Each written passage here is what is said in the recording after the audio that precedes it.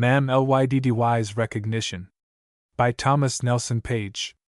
When Cabell Graham was courting pretty Betty French up at the Chateau Place, though he had many rivals and not a few obstacles to overcome, he had the good fortune to secure one valuable ally, whose friendship stood him in good stead. She was of a rich chocolate tint, with good features, and long hair, possibly inherited from some Arab ancestor, bead-like black eyes, and a voice like a harp, but which on occasion could become a flame. Her figure was short and stocky, but more dignity was never compressed within the same number of cubic inches. Mam Lyddy had been in the French family all her life, as her mother and grandmother had been before her. She had rocked on her ample bosom the best part of 3 generations. And when freedom came, however much she may have appreciated being free, she had much too high an estimate of the standing of the Frenches to descend to the level of the class she had always contemned as free niggers. She was a deep-dyed aristocrat. The Frenches were generally esteemed to be among the oldest and best families in the county, and the Chateau plantation, with its wide fields and fine old mansion, was commonly reckoned one of the finest in that section. But no such comparative statement would have satisfied Mam Lyddy. She firmly believed that the Frenches were the greatest people in the world, and it would have added nothing to her dignity had they been princes, because it could have added nothing to it to be told that she was a member of a royal house. Part mentor, part dependent, part domestic, she knew her position, and within her province her place was as unquestioned as was that of her mistress, and her advice was as carefully considered. Caesar, her husband, a tall, ebony lath, with a bald head and meek eyes, had come out of another family and was treated with condescension. No one knew how often he was reminded of his lower estate, but it was often enough, for he was always in a somewhat humble and apologetic attitude. The Frenches were known as a likely family, but Betty, with her oval face, soft eyes, and skin like a magnolia flower, was so undeniably the beauty that she was called Pretty Betty. She was equally undeniably the belle. And while the old woman, who idolized her, found far more pleasure than even her mother in her belleship, she was as watchful over her as Argus. Every young man of the many who haunted the old French mansion among its oaks and maples had to meet the scrutiny of those sharp, tack-like eyes. The least slip that one made was enough to prove his downfall. The old woman sifted them as surely as she sifted her meal, and branded them with an infallible instinct akin to that of a keen watchdog. Many a young man who passed that silent figure without a greeting, or spoke lightly of someone, unheeding her presence, wondered at his want of success and felt without knowing why that he was pulling against an unseen current. "We must drop him, he ain't a gent man," she said of one. Of another, Oh, honey, he won't do. He ain't our kind." Or, "Betty, let him go, my lamb. De Frenches don't pick up dat kind o' stick." Happily for Cabell Graham, he had the old woman's approval. In the first place, he was related to the Frenches, and this in her eyes was a patent of gentility. Then, he had always been kind to little Betty and particularly civil to herself. He not only never omitted to ask after her health, but also inquired as to her pet ailments of misery in her foot, and whirlin' in her head, with an interest which flattered her deeply. But it went further back than that. Once, when Betty was a little girl, Cabell, then a well-grown boy of 12, had found her and her mammy on the wrong side of a muddy road, and wading through, he had carried Betty across, and then wading back, had offered to carry Mam Lyddy over, too. "Go way if I'm here, boy, you can't carry me." "Yes, I can, Mam Lyddy. You don't know how strong I am." He squared himself for the feat. She laughed at him, and with a flash in his gray eyes he suddenly grabbed her. "I'll show you." There was quite a scuffle. She was too heavy for him, but he won her friendship then and there, and as he grew up straight and sturdy, the friendship ripened. That he teased her and laughed at her did not in the least offend her. No one else could have taken such a liberty with her, but Cabell's references to old Caesar's declining health, and his innuendos whenever she was fixed up, that she was looking around in advance, only amused her. It made no difference to her that he was poor, while several others of Betty's beaux were rich. He was a gentleman, and she was an aristocrat, At times they had pitched battles, but each knew that the other was an ally. Cabell won his final victory by an audacity which few would have dared venture on. Among his rivals was one Mr. Hereford, whom he particularly disliked, partly because he frequently outsat him, and partly because he thought Miss Betty favored his attentions too much, and whom Mammy Lyddy detested because he always ignored her. Cabell charged her with deserting his cause and going over to the side of Mr. Hereford, and threatened to carry off the prize in spite of her and her ally. "You science sigh off nothin'," she said with a sniff of mock disdain. His eyes snapped. Without a word he seized her, and notwithstanding her resistance he lifted her, and flinging her over his shoulder, as if she had been a sack of corn, stalked up the steps and into the house, where he set her down abashed and vanquished before her astonished young mistress.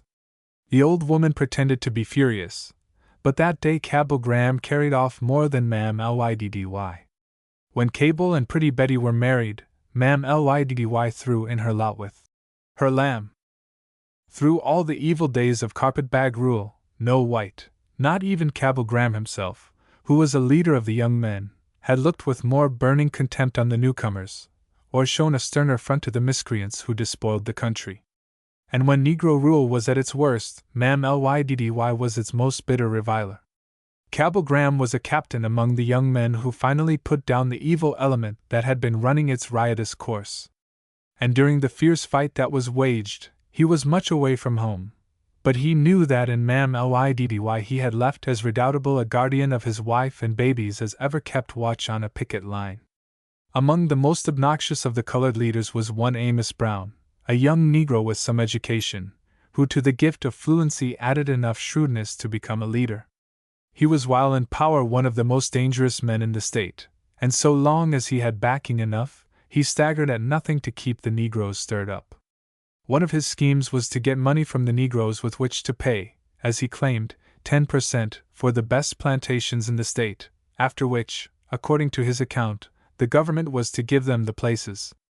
This scheme worked well enough till the day of reckoning came, but happily it came. Among those who were duped was old Caesar, who, unknown to Mam Lyddy, invested all his little savings in Amos Brown's homestead plan and was robbed. Partly in terror of Mam Lyddy and partly in hopes of saving his money, the old man made a full disclosure of the scheme, and with the proof he furnished, Cabell Graham and others succeeded in sending the statesman to the penitentiary. What Caesar possibly had to endure from Mam Lyddy, only those could imagine who knew her blistering tongue. From that time she took herself not only everything that she made, but every cent that old Caesar made. "You keep dis for me, Moss Cab. I'm never goin' to trust dat Caesar wid a cent long as I live. A nigger ain't got a bit o' sense about money."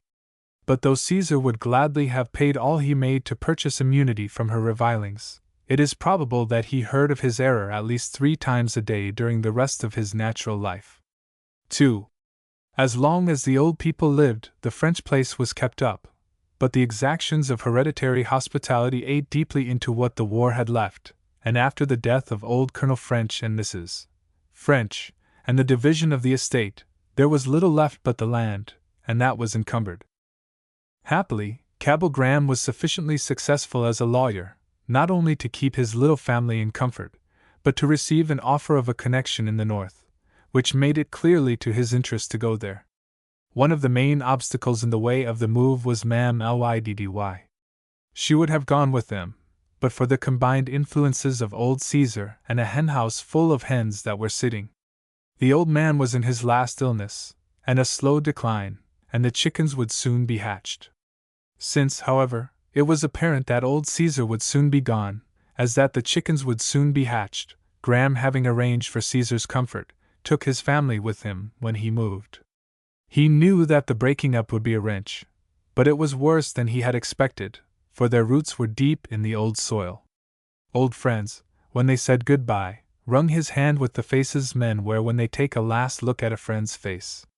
The parting with the mammy was especially bitter. It brought the break-up home as few things had done. And when Mr. and Mrs. Graham reached their new home with its strange surroundings, her absence made it all the stranger. The change in the servants marked the change in the life. The family found it hard to reconcile themselves to it. Mrs. Graham had always been accustomed to the old servants, who were like members of the family, and to find her domestics regarding her as an enemy or as their prey disturbed and distressed her. "You are going to try colored servants?" asked one of her new friends in some surprise. "Oh, yes, I am quite used to them." "Well, perhaps, but I doubt if you are used to these." Mrs. Graham soon discovered her mistake.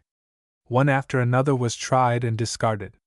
Those who knew nothing remained until they had learned enough to be useful and then departed, while those who knew a little thought they knew everything and brooked no direction. And all were insolent. With or without notice, the dusky procession passed through the house, each outgoer taking with her some memento of her transient stay. "I do not know what is the matter," sighed Mrs. Graham. "I always thought I could get along with colored people, but somehow these are different. Why is it Cabell?"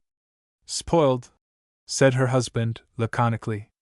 "The mistake was in the Emancipation Proclamation. Domestic servants ought to have been accepted." His humor, however, did not appeal to his wife. The case was too serious.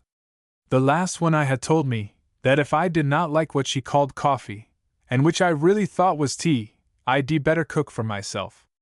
And that other maid, after wearing one of my best dresses, walked off with a brand new waist. I am only standing the present one till Mammy comes. She says she likes to be called Miss Johnson. I paid $20 last week for the privilege of chucking a dusky gentleman down the steps, but I did not begrudge it," said her husband cheerfully. "The justice who imposed the fine said to me afterward that the only mistake I had made was in not breaking his neck." At last, old Caesar was gathered to his dusky fathers, and the chickens having been mainly disposed of, Mr. Graham went down and brought the old mammy on. He had written the old woman to come by a certain train to Washington where he would meet her, and true to his appointment he met that train. But in the motley throng that filed through the gate was no Mam Lyddy, and inquiring of the train men showed that no one answering to her description could have been on the train. Just as Graham was turning away to go to the telegraph desk, one of the gray-clad colored porters, a stout, middle-aged man with a pleasant voice, and the address of a gentleman, approached him. "Were you looking for someone, sir?" "Yes, for an old colored woman, my wife's old mammy." "Well, I think you may find her in the inner waiting room. There is an old lady in there, who has been waiting there all day. She came in on the morning train, and said she was expecting you. If you will come with me, I will show you. She has been there all day," the porter said, with a laugh, as they walked along. "I asked who she was waiting for, but she wouldn't tell me. She said it was none of my business." "I fancy that as she," said Graham. "Yes, sir, that as she, sure." Graham thanked him. With a chuckle he led the way to where, ensconced in a corner, surrounded by bundles and baskets and clad in the deepest black, and with a flaming red bow at her throat, sat Mammy Lyddy. "Here's the gentleman you were looking for," said the porter kindly. At sight of Graham she rose so hastily that many of her bundles rolled on the floor. "Why, Mammy!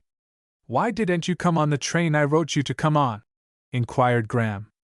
"Well, you told me to come today, and I thought I would like to be on time, so I came this morning. Now, if you will let me have your tickets, I will attend to everything for you," said the porter to Graham. The old woman gave him a swift glance, and then seeing Graham hand him his ticket, she turned her back, and began to fish in some mysterious recess in her garments, and after a long exploration brought out a small bag containing her ticket. "Is he one of your servants?" she asked Graham in an undertone. Graham smiled.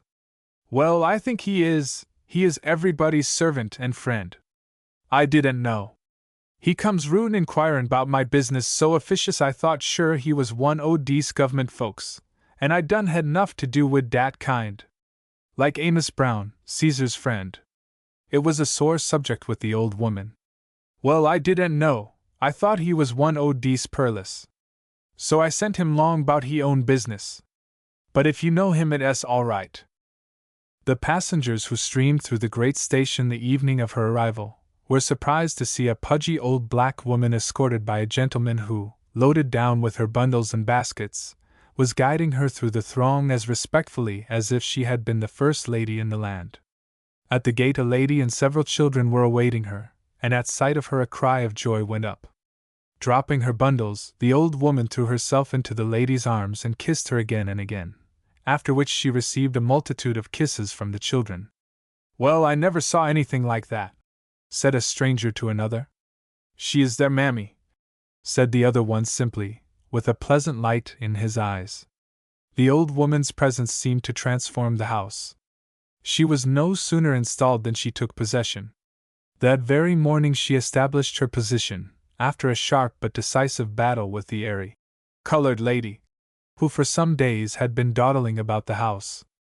The mammy had gauged her as soon as her sharp eyes fell on her. "What does yo' call yo'self?" she asked her. "What is my name?" "I am called Miss Johnson, Miss Selina Johnson." The old woman gave a sniff. "Yo is? Well, what does yo' call yourself doin' here?" "You mean what is my employment?" "I am the help, one of the help." "Yo is?" Mam Lyddy tightened her apron strings about her stout waist. "Well, Miss Johnson, you get holt of that mattrass and help me make up dis here bed so it'll be fit for you misties to sleep on it." With a jerk she turned up the mattress. The maid was so taken aback for a moment that she did not speak. Then she drew herself up. "I know I ain't gwine to tetch it. I done made it up on today. And I ain't got no misties." The mammy turned on her. Mem. I thought so. I knows jest yo' kind. Well, de sooner you get out o' dis room de better for you. 'Cause if I lay my hand 'pon you I won't let you go till I see done what yo' mammy ought to 'a done to you every day o' yo' life." She moved toward her with so dangerous a gleam in her sharp little eyes that Miss Johnson deemed it safest to beat a hasty retreat, and before bedtime had disappeared from the premises entirely. In the kitchen the old woman had been equally strenuous. She had shown the cook in one evening that she knew more about cooking than that well-satisfied person had ever dreamed anyone knew. She had taught the other maid that she knew by instinct every lurking place of dirt, however skillfully hidden, and withal, she had inspired them both with so much dread of her two-edged tongue that they were doing their best to conciliate her by a zeal and civility they had never shown before. For the first time the Grahams knew what comfort was in their new home. "Well, this is something like home," said Mrs. Graham that evening as she sat by the lamp. "Why, I feel like little Ben. He said tonight, Mama, Mammy brought old times with her." "May she live forever," said Graham. In time, however, Mrs. Graham began to feel that the old woman was confining herself too closely to the house. She needed some recreation. She had not even been to church, and Mrs. Graham knew that this was her chief delight. Yes, she would like to go to church, she said, but she did not know about these fine churches. She did not like much to go on the streets. There was too many strange folks around for her. They didn't care nothin' for her nor she for dem. And it was the same way, she reckoned, with the churches. They was new niggers, and she didn't had no use for dem, nor they for her. Mrs. Graham, however, was insistent. Not far off, she had learned, was a colored church, Mount Salem, over which the Reverend Amos Johnson presided with much show of broadcloth and silk hat. He had considerable reputation as a speaker, and from time to time appeared in the newspapers as a rather ranting writer on matters with a political coloring. Mrs. Graham explained to the old woman that she need have no more to do with the people than she wished, and the following Sunday she went herself with her to the door of the church. Before leaving her she gave her a $50 to put in the plate, and asked a solemn-looking usher to show her a good seat. When the old woman returned she was interested, but critical.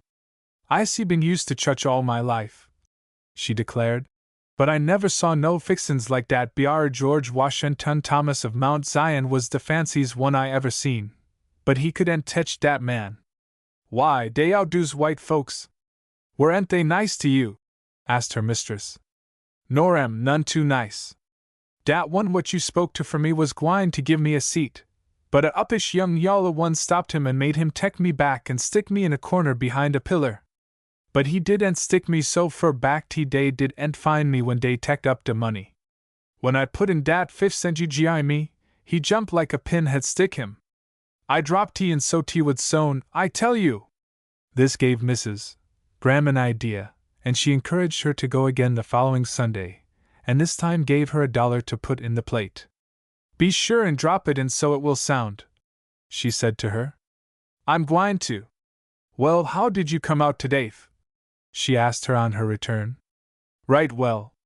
Dey didn't stick me quite so fur back, and when I drapped $1 in dey was several on 'em lookin', and when de church was over dey come runnin' arter me, tell me ef I come next time dey ll have a good seat for me. I'm gwine agin, but fust thing dey know I'm gwine to fool 'em. I ain't gwine put $1 in agin, I know. Mrs. Graham laughed. Oh, you must pay for being in society. We all do. I know I ain't, declared the old woman. And I don't reckon you gwine to gi me $1 every Sunday. I certainly am not. I am only getting you launched. The following week Mrs. Graham said to her husband, I think Mammy is launched. The preacher came to the front door today and asked to see Mrs. Quivers. At first I did not know whom he meant. Then he said it was a colored lady. You never saw any one so gotten up, silk hat, kid gloves, and ebony cane. And Mammy was quite set up by it. She says the preacher is from home and knew Caesar. She was really airy afterward. Mr. Graham uttered an objurgation. You will ruin that old woman, and with her the best old Negro that ever was. Oh no, said Mrs. Graham. There is no danger of that. You couldn't spoil her. A few weeks later she said, Yes, Mammy is launched. She told me today she wanted to join the club, and when I asked, what club, she said, the Colored Ladies' Society Club. I should say she was launched, sniffed Mr. Graham. She told me she wanted her money to invest it herself. The old fool! They will rob her of it. 3. The weeks that followed, and Mam Lyddy's immersion in society began apparently to justify Mr. Graham's prophecy. A marked change had taken place in the old woman's dress, and no less a change had taken place in herself. She began to go out a good deal, and her manner was quite new. She was what a few weeks before she would have derided as citified and airified. At length Mrs. Graham could not conceal it from herself any longer. One evening as her husband on his return from his office threw himself on his chair with the evening paper, she brought up the subject. Cabell, it is true, you have noticed the change. What? I have no doubt I have. He glanced at his wife to see if she had on a new dress or had changed the mode of wearing her hair, then gazed about him rather uneasily to see if the furniture had been shifted about, or if the pictures had been changed, points on which his wife was inclined to be particular. The change in Mammy? Why, I should never know her for the same person. Of course I have. I have noticed nothing else. Why, she is dressed as fine as a fiddle. She is taking notice. She'll be giving old Caesar a successor. Then what will you do? I thought that fat darky I have seen going in at the back gate with a silk hat and a long-tailed coat looked like a preacher. You'd better look out for him. You know she was always stuck on preachers. He is a preacher, sure. He is, observed the small boy on the floor. That's the Reverend Mr. Johnson. And oh, he certainly can blow beautiful smoke rings. He can blow a whole dozen and make 'em go through each other. You just ought to see him, Papa. His father glanced casually at the cigar box on the table. I think I will some day, said he, half grimly. I never would know her for the same person. Why, she is so changed, pursued Mrs. Graham. She goes out half the time, and this morning she was so cross. She says she is as good as I am if she is black. She is getting like these others up here. Mr. Graham flung down the paper he was reading. It is these northern Negroes who have upset her, and the fools like the editor of that paper who have upset them. Mrs. Graham looked reflective. That preacher has been coming here a good deal lately.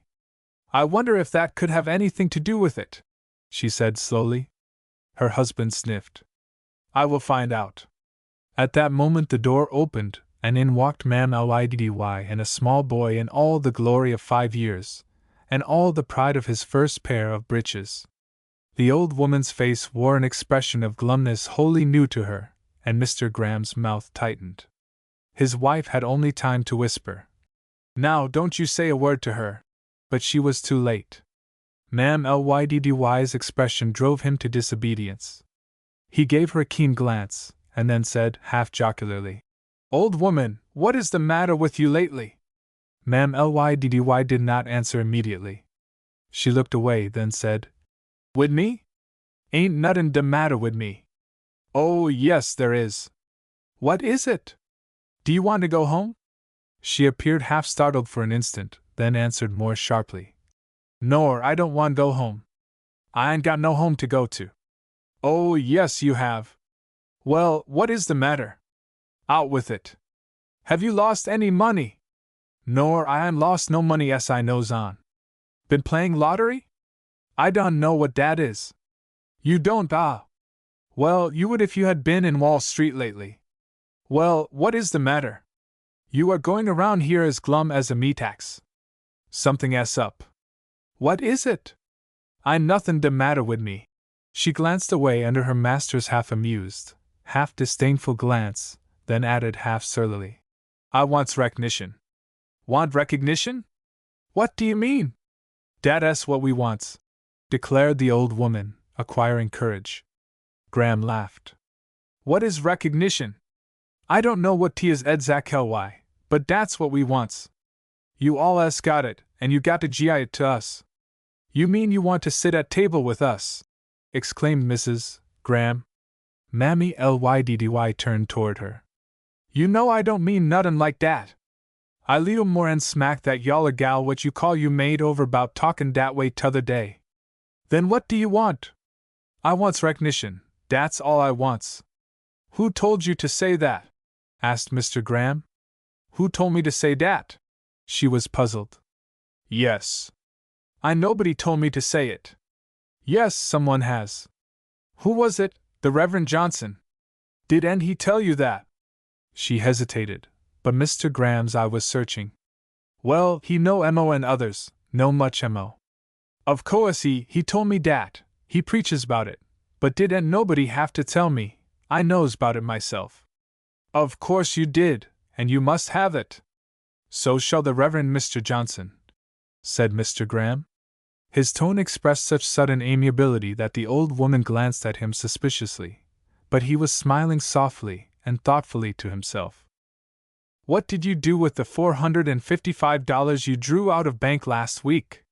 Did you invest it or lend it to Mr. Johnson?" It was a bow-drawn adventure, but the arrow hit the mark, as Mr. Graham saw. "I vested it." "You mean Mr. Johnson invested it for you? By the way, what is his first name?" "Yes, sir. His name is the Rev. Amos Johnson." "By George! I thought so," said Graham, half aloud. "I saw him at the races last week. I knew I had seen him before." His countenance grew suddenly cheerful. "What did he give you to show for it?" "He didn't gi me nothin'. He es gwine to draw the entrust for me." "Oh, I thought so. Well, I want to see the Rev. Mr. Johnson when he comes next time." "When do you expect him?" "I ain't pectin' him all. He comes sometimes. He was a friend o' Caesar's." "Ah, he was? So I thought. Comes to smoke a cigar, I suppose?" She looked so uneasy that he went on casually. "Well, it is very well, always keepin' with the cloth. He is a fine preacher, I hear. Keeps quite up with the times, interested in the races in more senses than one." "Yes, sir, he preaches very well. That is all. Well, your friend must have recognition." The old woman withdrew. The following day Graham went down to a detective agency and left a memorandum. A few days later he received a message from the agency. "Yes, he is the same man. He frequents the poolrooms a good deal. Came from Kentucky. He used to be known as Amos Brown."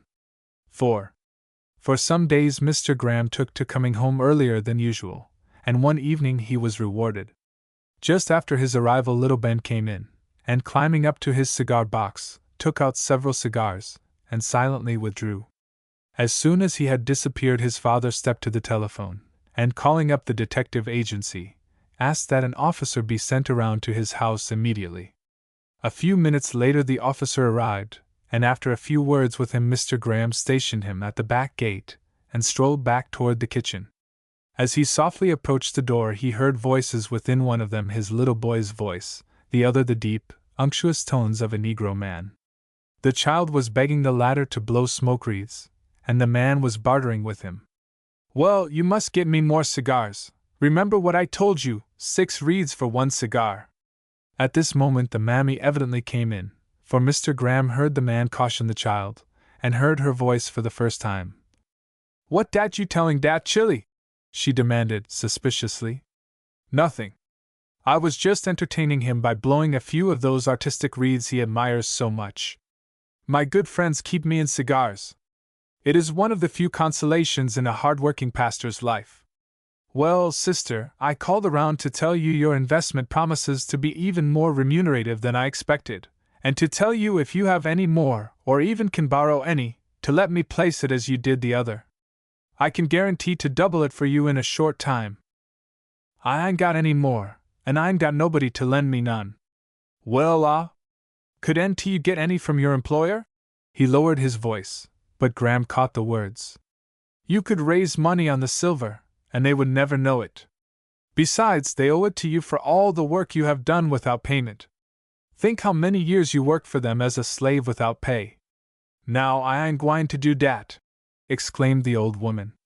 At this moment Graham softly opened the door. The mammy was standing with her back to him, and in one chair, tilted back with his feet in another chair, was a large and unctuous-looking Negro of middle age, in all the glory of a black broadcloth coat and a white tie. He was engaged at the moment in blowing small wreaths, while little Ben stood by and gazed at him with open-eyed wonder and delight. At sight of Mr. Graham, the preacher, with a gulp, which sadly disturbed his last effort, rose to his feet. An expression of fear flitted across his face, then gave way to a crafty, half-insolent look. "Good evening, sir," he began, with an insinuating smile, not wholly free from uneasiness. "Good evening, Amos. Mammy, will you kindly go to your mistress? Take the boy with you. Run along, son." The old woman with a half-scared air led the child out, and Mr. Graham closed the door and turned back to the visitor, who looked much embarrassed. "Take my cigars out of your pocket." The preacher's hand went involuntarily to his breast pocket, and then came down. "What? Your cigars out of my pocket? I have no cigars of yours, sir." He spoke with slightly rising severity, as Mr. Graham remained so calm. "Oh, yes, you have. But no matter for the present. You had just as well leave them there for a moment. What are you doing, coming here all the time?" "What am I doing, coming here? I am a minister of the gospel, sir, and I have a member of my congregation here, and I come to look after her welfare. And to see that she gets recognition? Sue?" with a wince. "And incidentally to rob me of my cigars, and her of her small savings," pursued Mr. Graham, calmly. "Sue? Nor, Sue, I has not done dat. I will take my oath to it on the word of Almighty God." The veneer of his fine speech had all been dropped, and the Rev. Johnson was talking naturally enough now.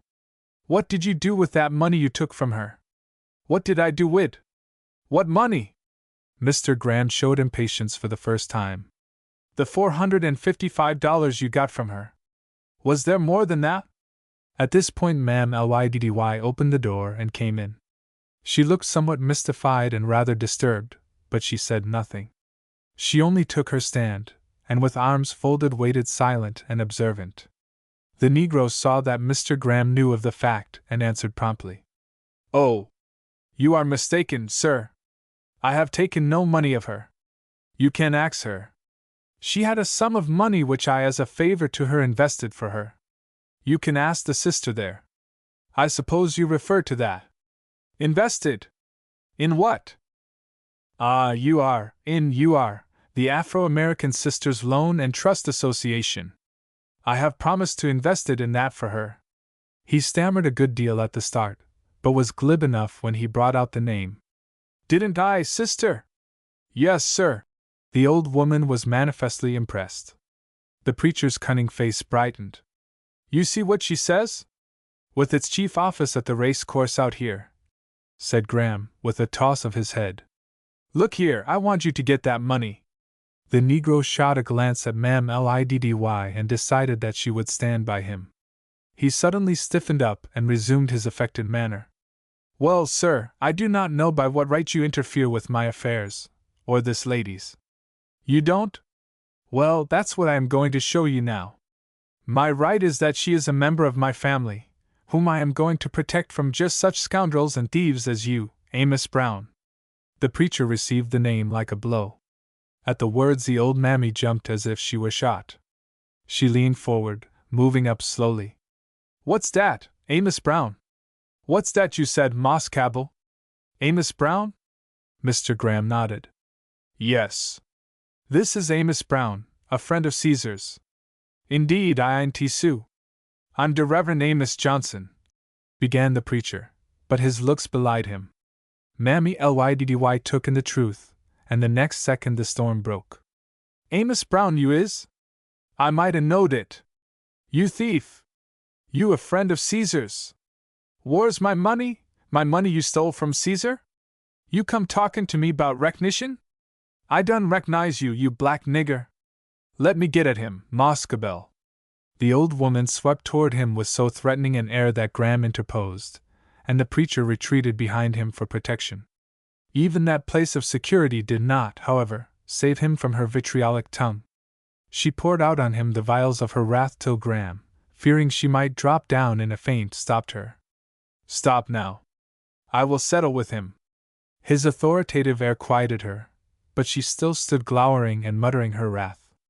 You will have that money back here by tomorrow at this hour, or I will put you in the penitentiary, where you have already been once and ought to be now. And now you will take my cigars out of your pocket, or I will hand you to that policeman out there at the door. Out with them. Boss, I ain't got no cigars o' yo's. I'll swore to it on de wood. Out with them, or... Mr. Graham turned to open the door. The Negro, after a glance at Mam Lyddy, slowly took several cigars from his pockets. Dese is all the cigars I has, and dey was given to me by a friend, he said surlily. Yes, by my little boy. I know. Lay them there. I will keep them till tomorrow. And now go and get that money. What money? I can't get dat money. Dat money is invested. Then you bring the securities in which it is invested. I know where that money went. You go and rob someone else, but have that money at my office tomorrow before 3 o'clock, or I'll put you in jail tomorrow night. And if you ever put your foot on this place or speak to that old woman again, I'll have you arrested. Do you understand? Yes, sir. Now go. He opened the door.